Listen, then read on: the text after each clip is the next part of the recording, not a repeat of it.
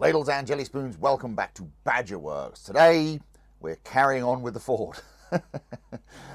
So as you recall, in the last video we did all the damage and everything else. We left it basically in primer, and today we're going to start putting some paint on this thing. So let's get on with it. Right, so as I said, before I put this together I need to spray the insides of this, so I might as well just spray the whole thing. And to do that I'm going to use this Vallejo service primer. It's German red brown, which is actually quite handy because I'm using it for rot. So rot brown.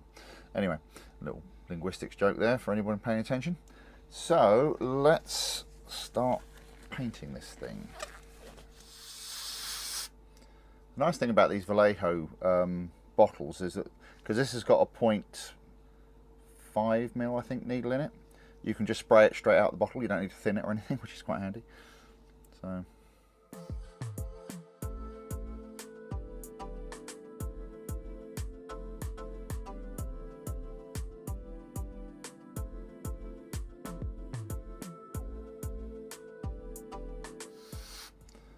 I'll give everything that needs a coat of this, and then we'll come back and see what it looks like. Right, so all of this is now nicely dark brown, as you can see. And what I'm going to do now is start adding some highlights in strategic places using this.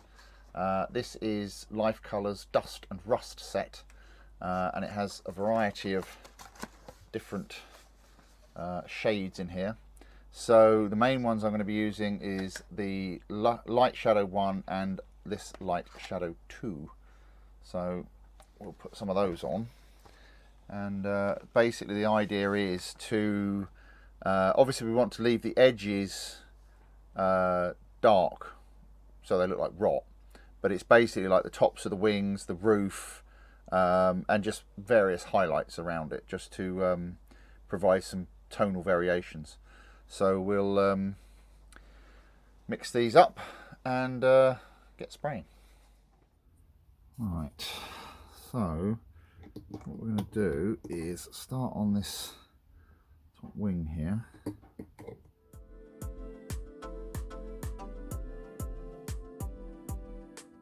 And where I roughed the surface up, I just want to go around the edge of it.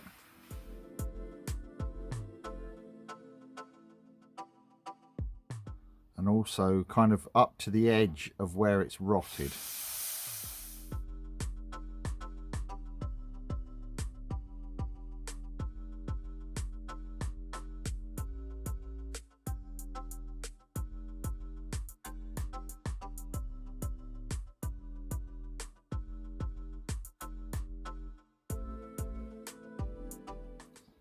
Kind of like that. So this is going to be quite time consuming now because I've basically got to go over the whole thing. So I'll get on with all of this and then we'll come back and see what it looks like. Right, so there we go. That's the Light Shadow 1. And what we're going to do now is do the Light Shadow 2, which ironically is lighter than Light Shadow 1, but I think they mean that you apply 1 then 2, but anyway. So basically we do similar again, but this time we just go over it again, but this with a bit lighter, and also just highlight these edges a bit more. So we'll do that and then see what it looks like.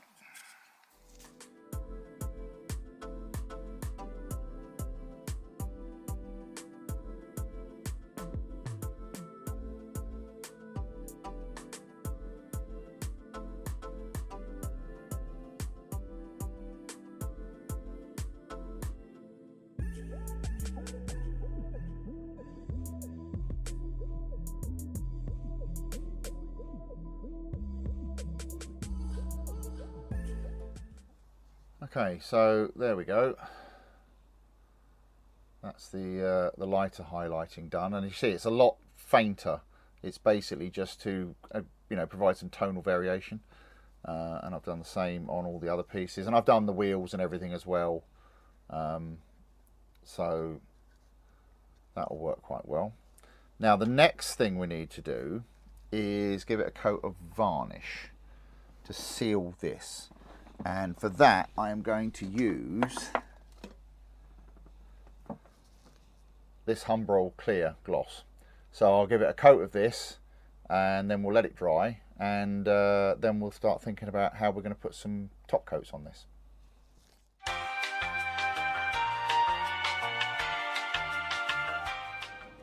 Right, so a quick recap of where we are. I've got all of the grey, the brown stuff done. I've also masked up the front, and the reason I've masked up the front is I finally decided what colour I'm going to do this thing, and I've decided, and this will be a bit of a clue as to what I'm going to be doing for the project that this is a preparation for, is red, white and blue, specifically stars and stripes. So what that means is that I'm now going to be chipping 3 layers of paint. So I've got this JA Grey XF14 that I'm going to use for the primer. Then I've got, so for the front, XF8 flat blue, and then XF2 flat white for the stars. And then for the back of the car, which we'll do afterwards, I'm going to be using the grey again, and white, and XF7 flat red for the stripes. So now this is where it's going to get interesting, because I'm going to be chipping the paint, but I'm going to be combining 2 techniques that I've used before. So I'm going to be using hairspray, specifically this extra firm hairspray from Sainsbury's, simply because I bought a whole load of it cheap. And I'm also going to be using salt.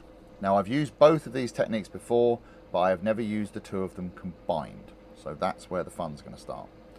So I've got my salt here, and what I do is I buy rock salt, or sea salt, whatever you want to call it, and then I grind it to whatever consistency I want. So this is some that I've ground basically almost to a powder, just basically to keep the scale about right. So it actually looks like sand, but it is in fact salt. Now I have to be quick with this because, for obvious reasons, we're doing multiple layers and it's going to be tricky. So I've also made some templates here for the stars. They're kind of a bit rough and ready, but they'll do for what we're doing. I mean, this is not going to be like a showroom finish. This is going to be rough as hell when it's finished. So I'm going to start. I did actually think, after I'd masked this up, because I'm an idiot, I could have done all of the car with the primer colour first, but actually I think it's going to work better this way, because I'm not going to get all this done in one go, the whole car. And the trouble is, if you leave the hairspray for too long, I'm worried that it might actually not chip at all. So I think it'll be fine, but I don't want to take the risk. So I'm going to do the front of the car first, and the bonnet, and then when that's done, we'll turn our attention to the back of the car and do the stripes.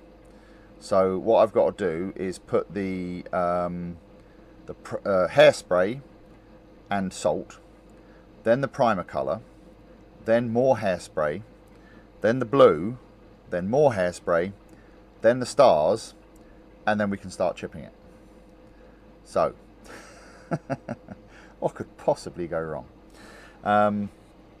So let's make a start. I'll start with the bonnet, because I think that will be easier to show you what I'm going to do. But like I said, I'm going to be doing this fairly quickly because, you know, for obvious reasons, I need to get it all done before the paint sets up too much. So it's got a layer of gloss on it, which will protect this rust colour underneath. So what I'm going to do is I'm going to put the salt where the rot is to get the majority of the paint off. And I might just sprinkle a little bit here and there as well. And then we'll put on the grey. So this is where I've got to be quick, because the hairspray dries really fast. So I'll put some hairspray on this. Where did I put it? There it is. So hairspray first. And then, like I said, I'll put the salt where the rot is, like this.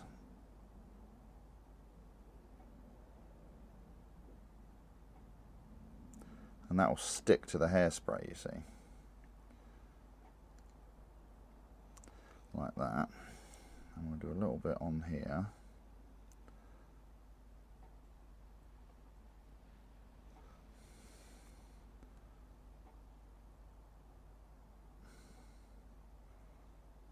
It doesn't have to be perfect, because obviously it's, you know, we want this to look, you know, rotten, so it's not like it's going to be uniform.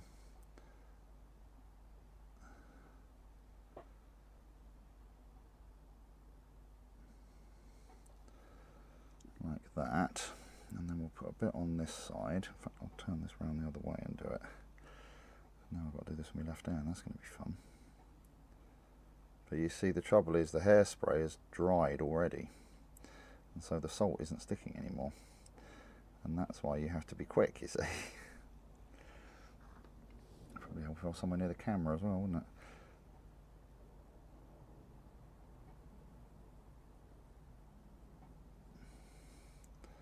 Like that.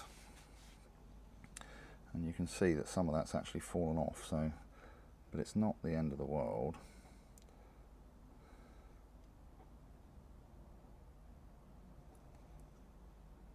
Like that. And if there's any salt where you don't want it, at this point you can just get a brush and just like brush it off. But to be honest, it's one of these things that I kind of want it, you know, I don't mind if there's bits of it all over. I mean, we're going to be chipping it with the hairspray anyway, but this is basically what we're after. So now,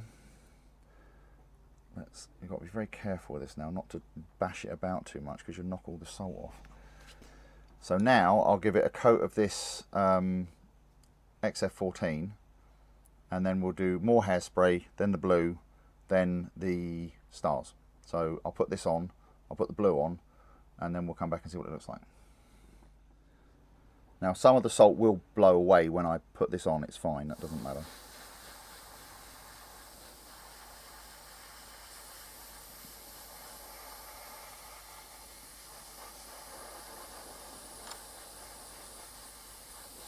And also the trick with this is not to go mad with it. You don't want to put a big thick layer on, because it will just make it more difficult to chip it afterwards.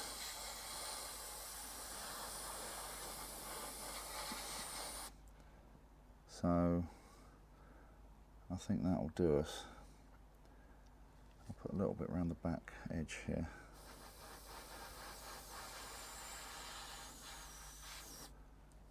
There we go, that'll do for that. So while that's drying, I'll clean out the brush, switch to the blue. Okay, so I've now given this another spritz of hairspray, and I'm now going to go over it with the blue.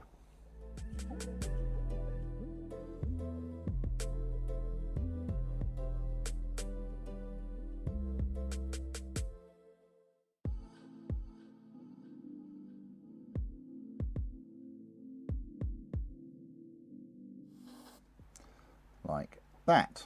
So we'll let that dry, clean out the airbrush again, and then we get the really fun bit, which is trying to put the stars on.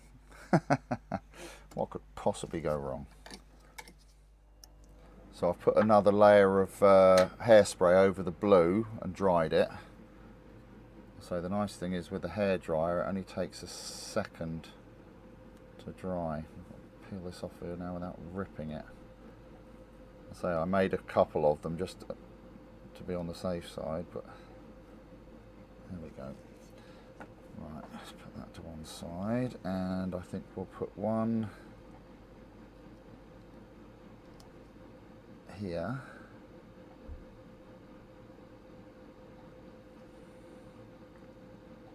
Like that. Oh, where are my glasses?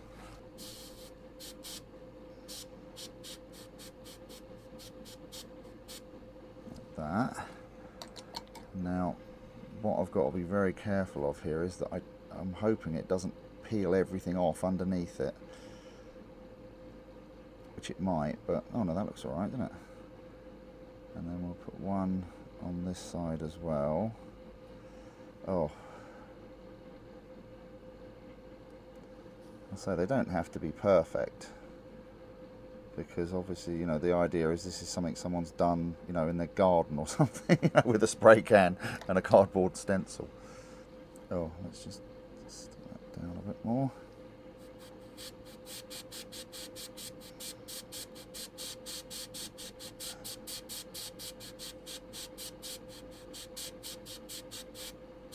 There we go. And then we'll peel this off again. And we'll do one back here.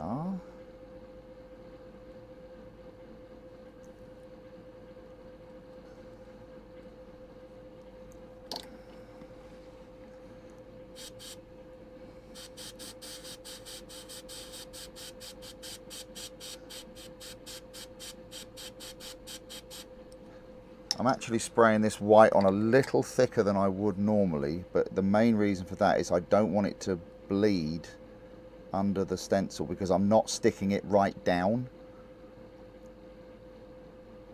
Alright, we'll put one here. Stay, there we go.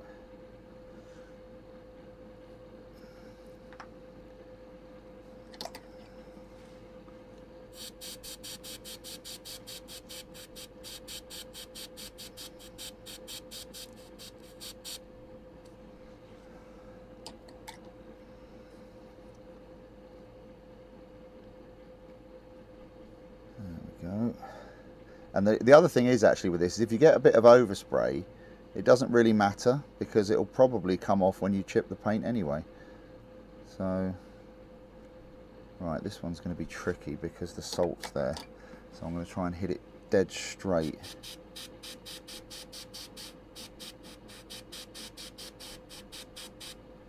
There we go. And like I say, a bit of overspray doesn't matter because of the nature of, you know, what we're doing, sort of thing.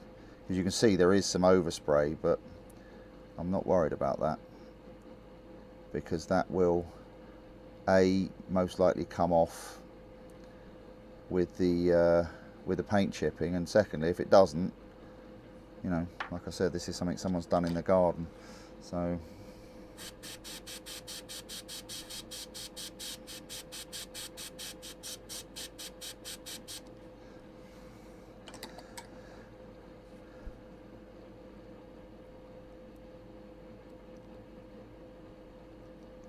It is entirely possible that me doing this has probably given some of you an idea of what the project is that I've been talking about, that I'm working towards. We'll see. If you've got any ideas, do put them in the comments, and if anybody's right, then you win internet things.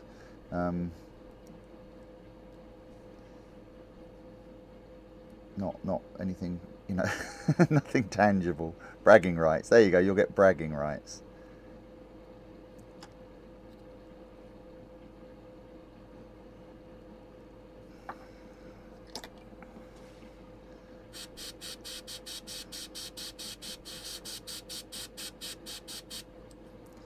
Right, let me put these last few stars on, and then we'll come back and we'll actually start chipping the paint, because I'm sure you've got the idea by now.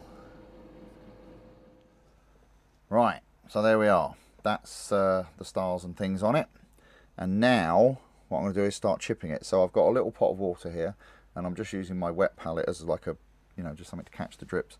So the first thing we need to do is get the salt off. So I'm going to use a variety of brushes and things for this, but the one I'm going to be using the most is this.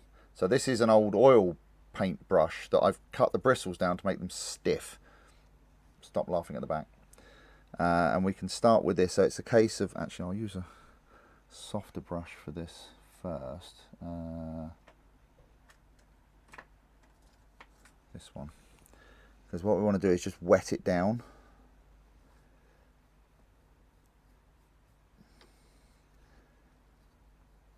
because this will help the hairspray to reactivate, because obviously it's dry by now, but if we wet it, so we need to get it nice and wet so that the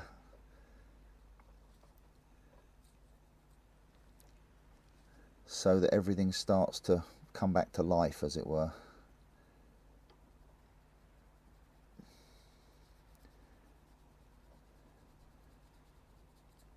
So you can see the salt starting to come off now.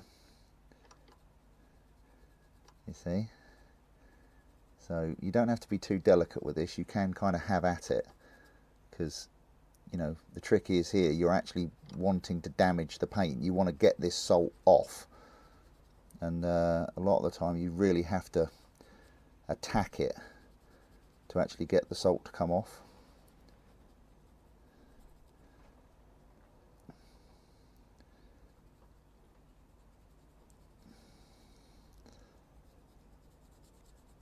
So now we've got that nice and wet, I'll switch to this one because this brush is a lot stiffer, and you have to be kind of careful with when you're using a brush like this, because once this starts to chip, it goes really quick and you can blast through far more layers of paint than you actually intended to.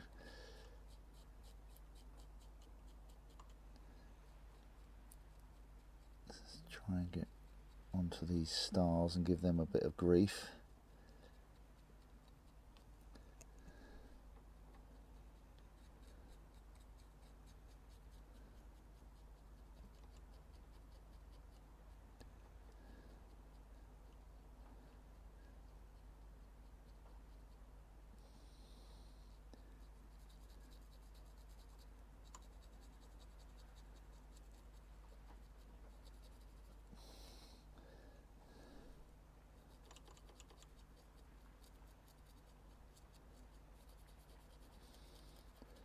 But the good thing about using the salt like this is the fact that where these edges are, they're obviously, because they're so thin, they're quite delicate, and so the salt makes it a lot easier to get rid of the paint.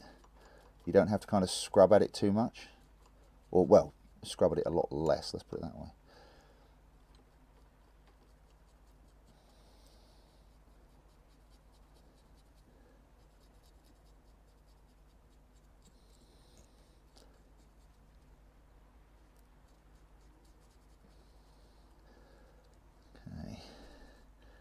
Is actually going quite well, but you can see what I mean about how you have to work fast to get all of this on and then get it off again. Because I mean, even if you leave this, you know, for several hours or even a couple of days, it will come back, you know, if you wet it enough.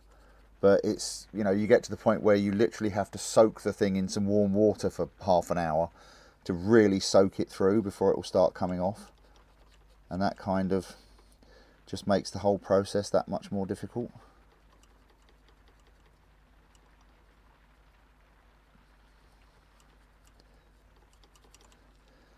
So this is actually all going swimmingly at the moment. Right, let's turn it around and get onto the other side.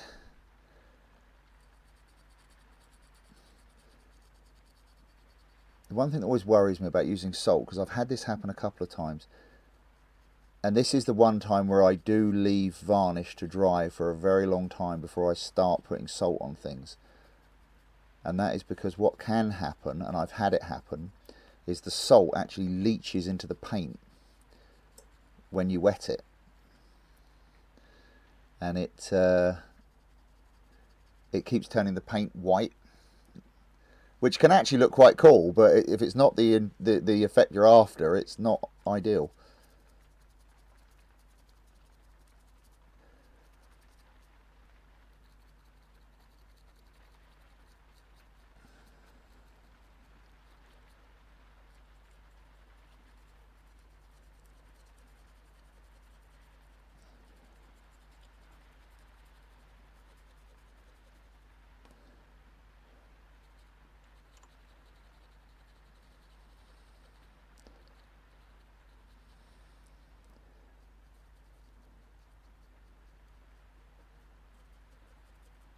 Right, okay, let's switch back to this softer brush, because it's not quite as harsh as the stiff brush, and it lets us actually kind of wear the paint away rather than just rip through it.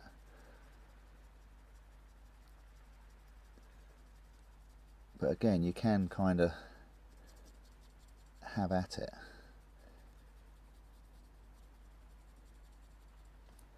Because what I want to try and do is get some spots of that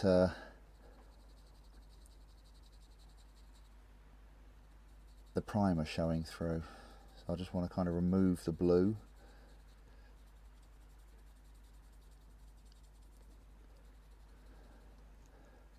But this is actually going very, very well. Very pleased with this so far.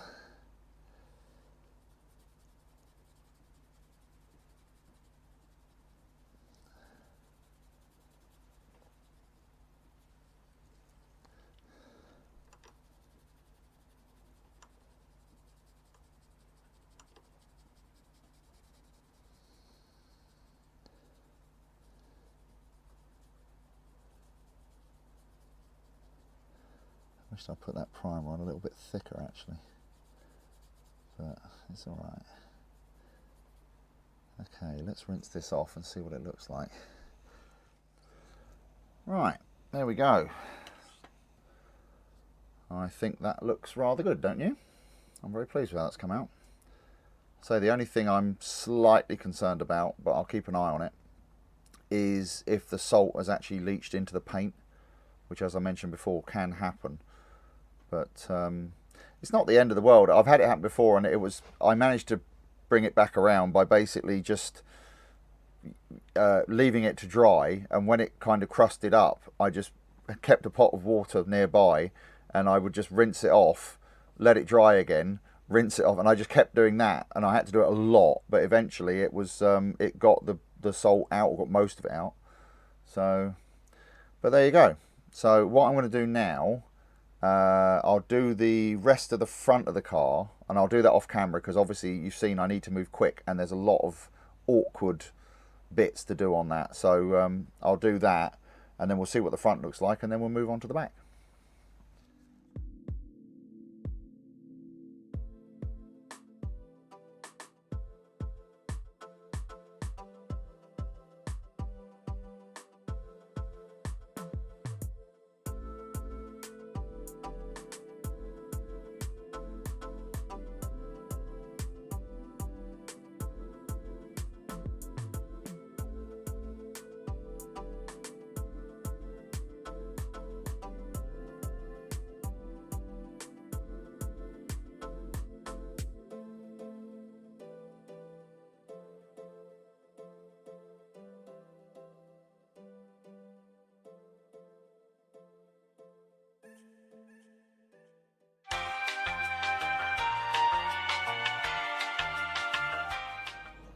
Okay, so there's the front. I've just dry fitted it together just to see what it looks like, and I think that looks quite good.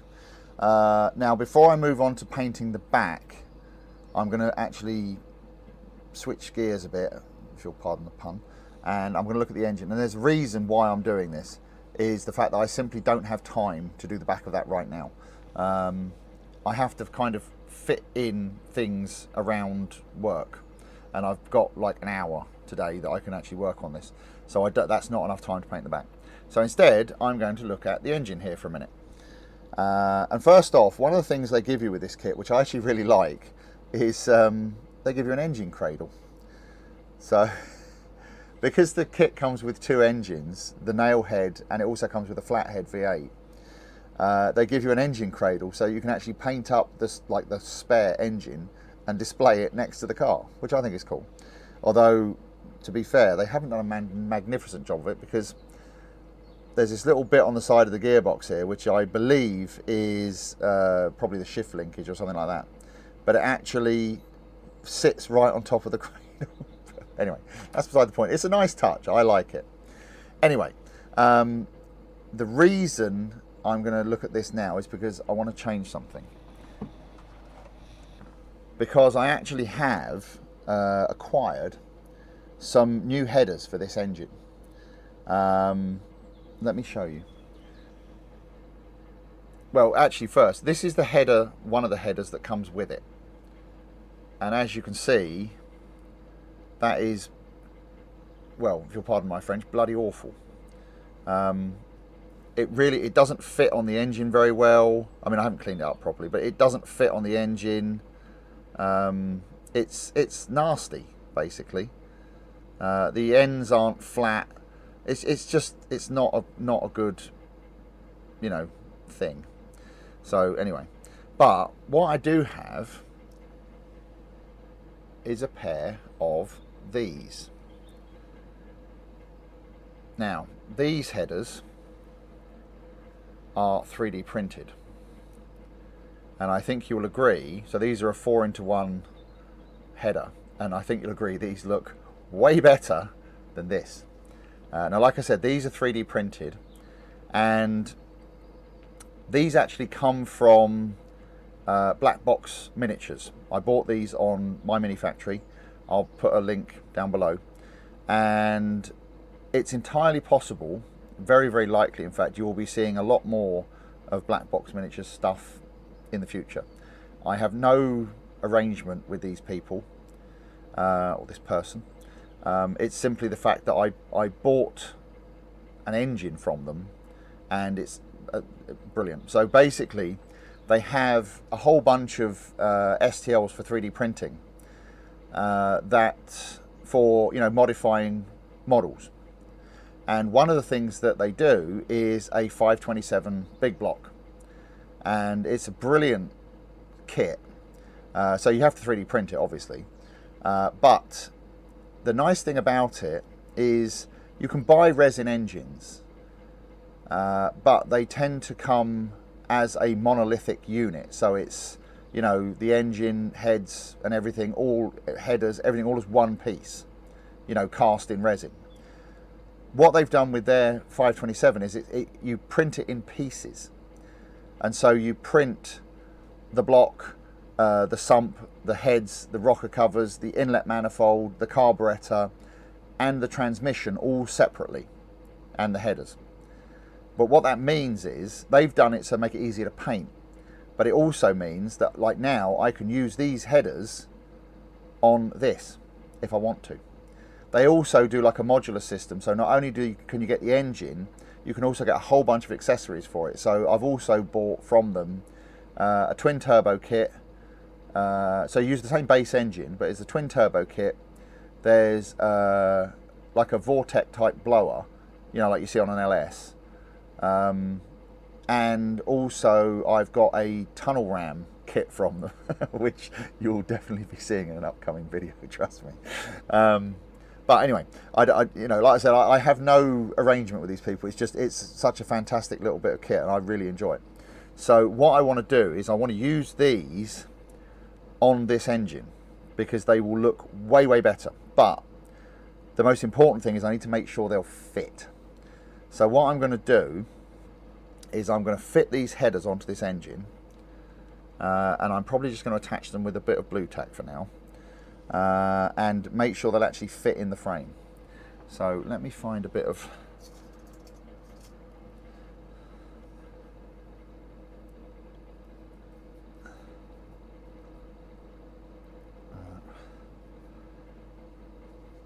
because they do have these locating pins, which obviously on the 3D model, the printed model, they have, you know, corresponding holes for these, but I can drill some holes in this to make it fit. But just for this, like I say, I'll just stick it on with a bit of blue tack, white tack as the case may be.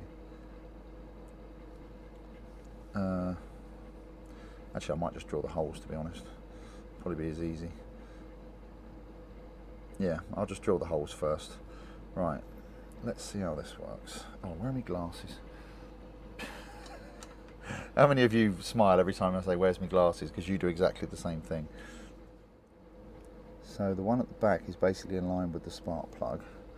Where's my knife? And the one at the front is just behind it. Right there.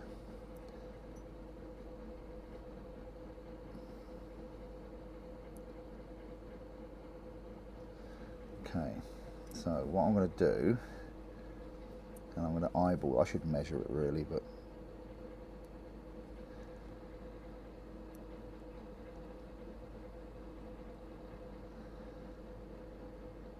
and one there. Oh, is that in the middle? That's in the middle.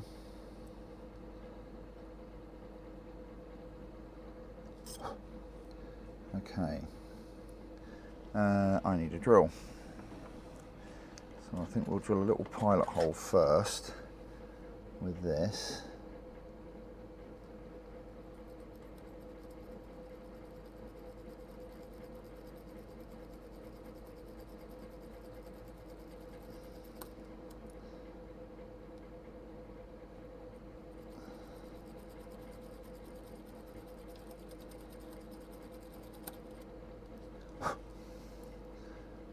And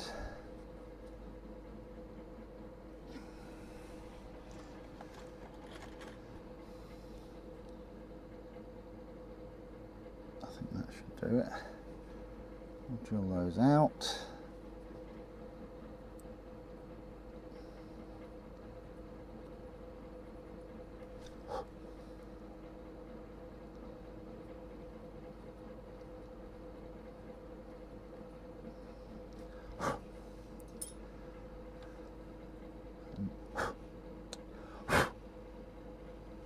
That should now go on there like that.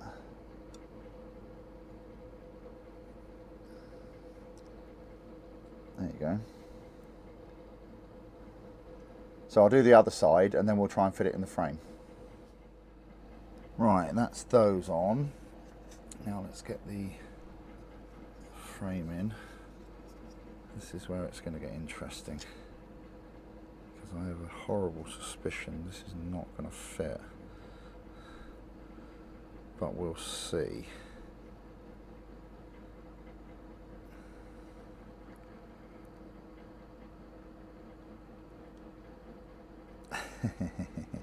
Yeah, that's not going to go. I think what we need to do is tuck those headers right in to the sides, and I think on the other side the starter's going to get in the way.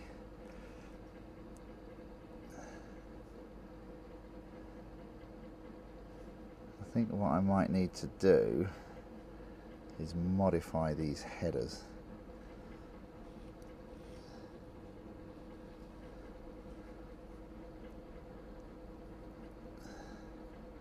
Because I really would prefer to use these for obvious reasons.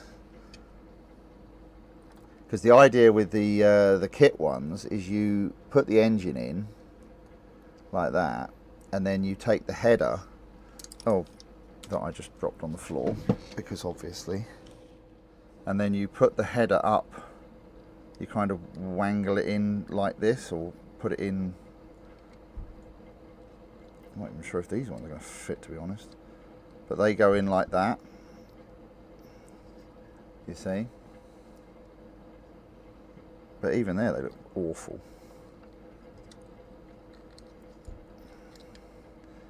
So I think what I'm going to do, let's see if I can make this work. I'm going to cut the flange off. Stop laughing at the back. And the great thing about this, if I break these, or if I mess it up, I can just print out some more. Right. Now,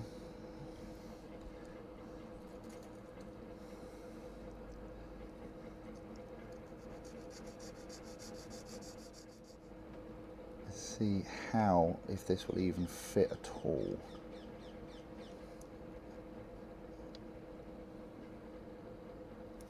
See, the thing is, normally on a car frame, it wouldn't have all this. I might actually remove part of the frame. Right, yeah, so I'm going to have to remove part of the frame. Like this piece here. So let me cut that piece out, and then we'll see what we end up with. Right, I think we're getting somewhere. So as I say, I cut the flange off. I've also removed part of the frame rail, and now that will actually fit in there like that.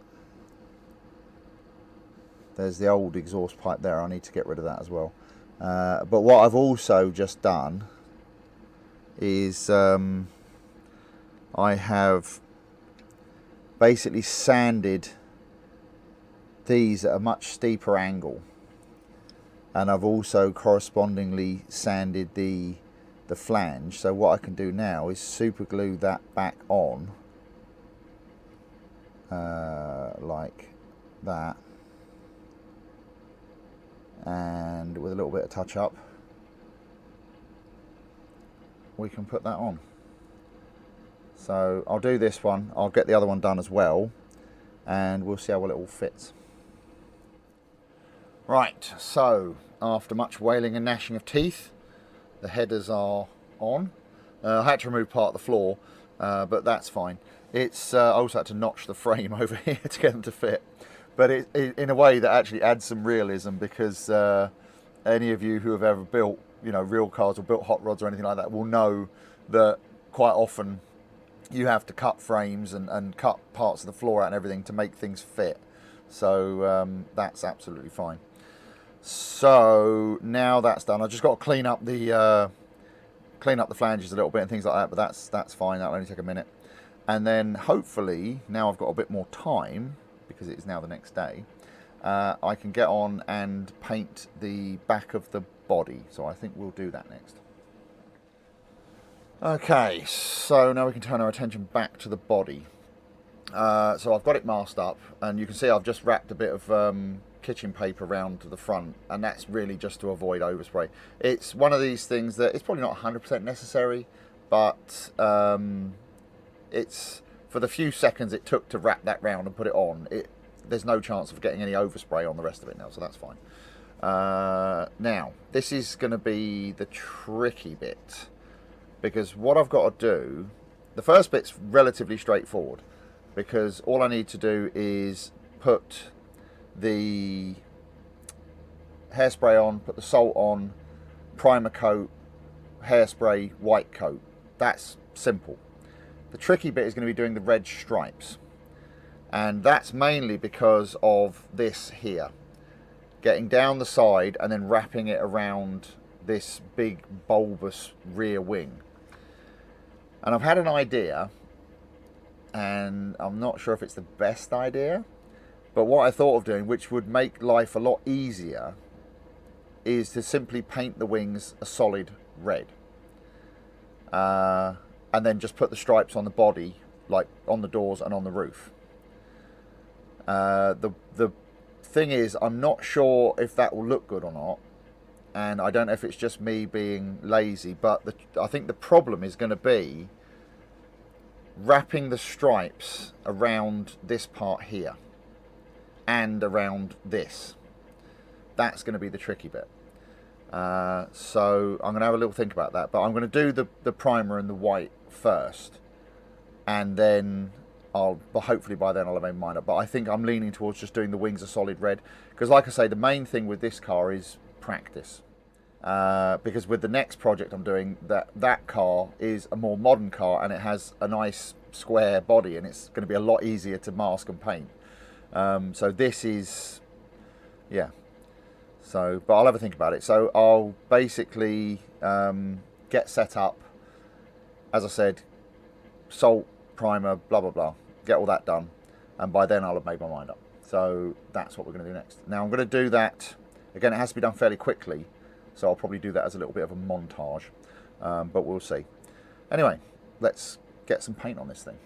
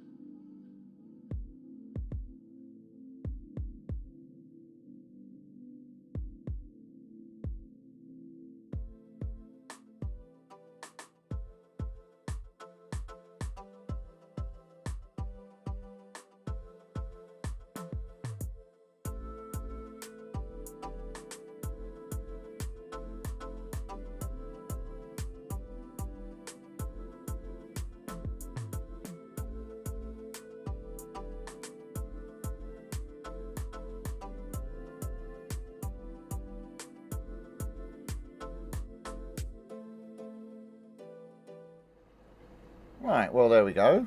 That doesn't look too bad, does it? I did decide to do the wings in red, which is also why I've only put one stripe on the side, because I figured that if I put two stripes on the side there, it would all become a bit kind of monolithic. But still, I think that doesn't look too bad at all. So now what we've got to do is chip the thing. So that's next. Okay, so because this is chipping on a larger scale, I've actually got here my little wax burner. It's an Airwick wax burner that I use to. You've seen me use this before to get warm water for decals, but I think warm water is going to work better for this. So I've also got a little toothbrush here, and this actually I think came out of a hotel room. You know, like you can get if you stay in a hotel, they'll give you a toothbrush if you don't have one. So I think that's where that came from, and I think that's just going to help doing the larger area. So now the thing is, obviously I only put one stripe on the side, and I'm kind of thinking when you look at it like this, it looks a bit odd, but I'm hoping that once it's got the bottom half of the body on with those red wheel arches, it'll all kind of even out, because I did think about putting another red stripe up here, but I thought it might be a bit too much. I wanted it like 50-50 red and white, which is obviously how the flag is. So let's get this wet first of all, and then we'll see about getting some of this salt off. So what I'm going to do is just get a brush, a fairly big brush, and just use that just to wet it down. Because the thing is, we've got to soak through all of these layers and get everything reactivated, because I don't want to scrub on it too much if I can avoid it. Although what I do want to try and do is avoid getting too much in the windows if I can help it, because I don't want to get the inside wet. It did actually occur to me earlier on, and it has a couple of times while I've been doing this, is I was an idiot and I put the interior in. You'll probably remember I said that you've got to put the interior in before you put it together. And obviously I've done all this without putting it together. So yeah, I could have left the interior out and it would have made this so much easier. But you know, whatever. It is what it is. It's fine. Although to be fair, it would have made this here a problem, because this is actually a separate piece, and I know without the windscreen to back it up, that would have been breaking out every 5 seconds. So it's I think it's all right. Right, let's see if we can do something with this. Right, let's give this toothbrush a go first. Oh, that's working really well actually. So I'm not scrubbing it, I'm literally just wiping this over the top. And that is actually working very quick. You can see how much that's taken off. I did put quite a lot of salt at the bottom here. So that's actually working very nicely.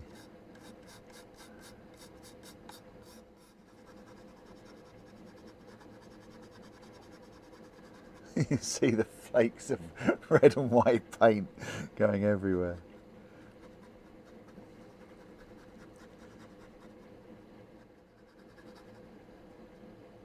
Yeah, I think some of this is going to need a bit more assistance to come off.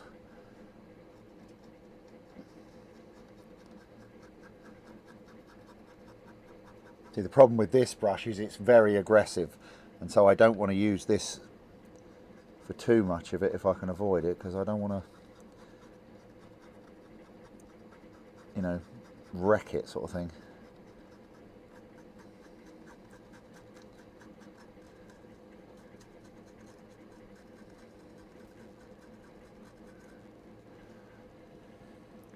But there are times when it's necessary.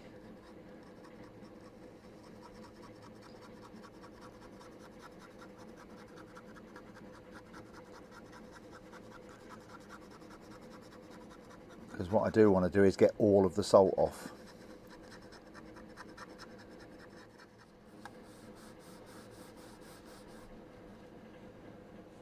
that's looking pretty good actually. That's not looking too bad, is it? So I'll keep working away at this, and we'll come back and see what it looks like.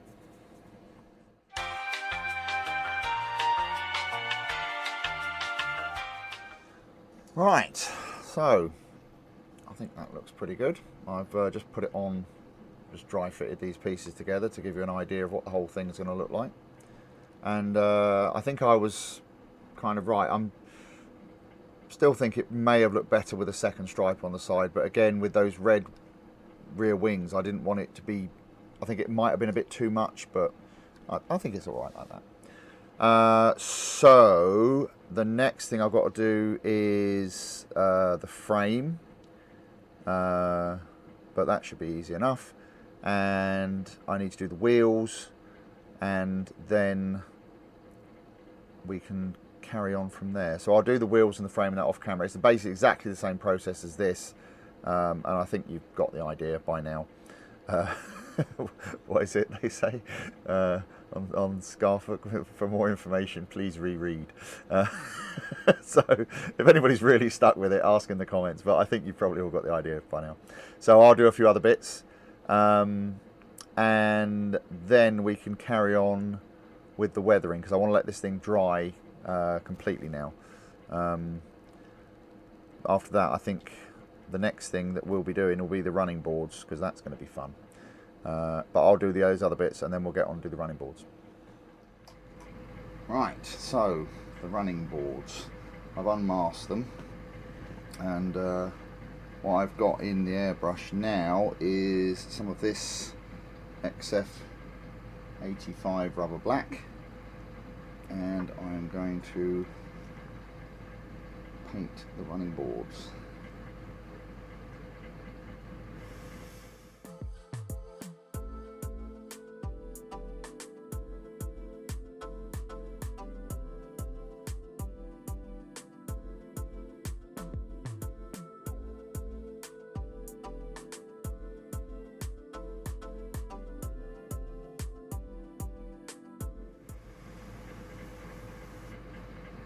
Go. Easy as that. Right, now that black's dry, I'm going to apply with this brush some flat aluminium to the trim around the edge, and I'm hoping that the masking tape, I started taking the masking tape off and I thought if I leave that on there it might actually help. So let's see how this goes. This is going to be fun doing this in front of the camera, but still.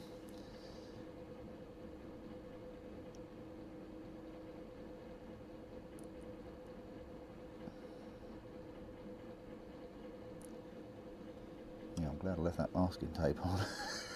I've got it all over it already. I'm usually better than this with the brush, but still. So I'm going to do the ends first, and then I'll come back and go across the middle, because I think that will be a bit easier.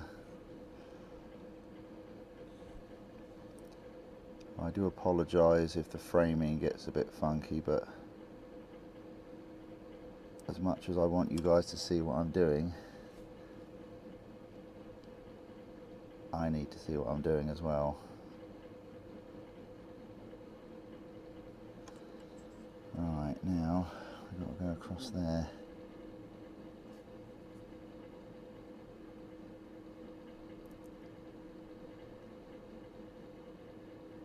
And what will happen, the idea is here, that while this is quite silver, it's not as shiny as it would be if it were chrome. And also, when I hit this with a matte coat, it will dull it down quite a lot. And there's going to be some other finishes on here as well that will hide it even further, but I do want that little glint of metal. The trouble is, where I hit it with the Dremel earlier, it's not smooth anymore, so it's quite difficult to paint. but it's fine. It's a lot easier doing it this way than it would be to try and mask it up and spray it. There you go. Alright, let's just quickly take that masking tape off and see what that looks like. So this is why you've got to be careful with masking tape at this stage in the game, because as you can see from that tape, or you could if it focus, it's actually still pulling paint off. So you do have to be very, very careful when you're putting this tape on, and more importantly when you're taking it off. Right, there we go. I'll do the other side and we'll go on from there. And the last thing I'm going to do this evening is I'm going to stick the two halves of the body together, and for that I'm going to use this Revel contactor. Basically because it's better at gap filling and grabbing than the Tamiya stuff. So let's see how much of a mess we can make with this.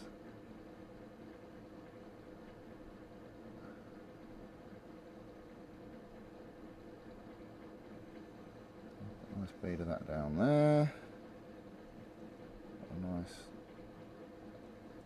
bead of it around the wheel arch.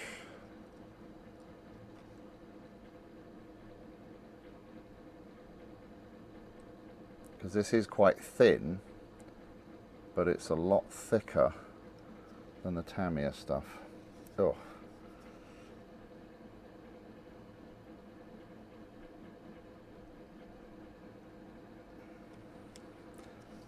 Okay, now let's see if we can get this together. Should have took the bonnet back off really, but still, never mind.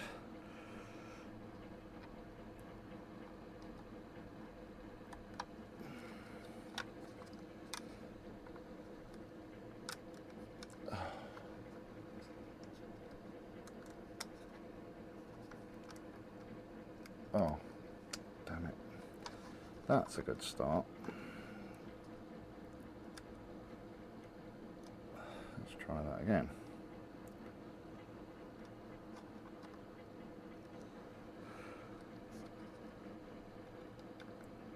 Oh, come on, there we go. That's got it. But now we can leave that. I wonder if I can actually get a clamp in there somewhere and clamp those together. I suspect probably not, because that would actually take up those gaps. Let's see.